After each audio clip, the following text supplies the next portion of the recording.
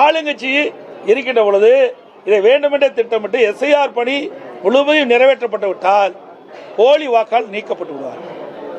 போலி வாக்காளர்னா எல்லாமே இரட்டை வாக்காளர், போலி வாக்காளர்.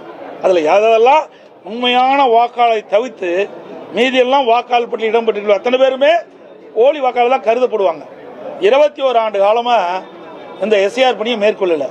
அதனால இறந்தவர்கள்லாம் தேர்தல் நேரத்தில் உயிர் பெற்று வந்து திமுக காரனால ஓட்டு போட ஆரம்பிச்சாங்க.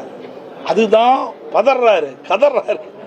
ஆக இது நாள் வரை இறந்தவர்களை வைத்து நாம் வெற்றி பெற்று வந்தோம், போலி வாக்காளர்களை வைத்து வெற்றி பெற்று வந்தோம். இப்போ அதற்கு ஒரு இடையூறு வந்துட்டது. நீ எஸ்ஐஆர் பணி மேற்கொள்ள விட்டு விட்டால் அது வாக்காளர் பட்டியலில் உண்மையான வாக்காளர் தான் இடம்பெறுவாங்க. ஆக இறந்தவர்கள் இடம்பெற மாட்டாங்க, இரட்டை வாக்காளர் இடம்பெற மாட்டாங்க, வீடு மாறி குடியேறியவர்கள் இடம்பெற மாட்டாங்க. இப்படிப்பட்டவர்கள் தான் இன்றைய தினம் கணக்கெடுத்து இன்றைக்கு ஒரு பட்டியல் அறிவிச்சிருக்கிறாங்க. எப்போ கூட அதில் உண்மையான வாக்காளர் விடுபட்டு இருந்தால் அதற்கு 1 மாத காலம் வாய்ப்பு கொடுத்துருக்குறாங்க. அவர்கள் குறிப்பிட்ட அந்த படிவத்தில் அவர்கள் பூர்த்தி செஞ்சு சம்பந்தப்பட்ட பூத்தினுடைய தேர்தல் அறிவிட்டு கொடுத்தா சேர்த்திக்குவாங்க.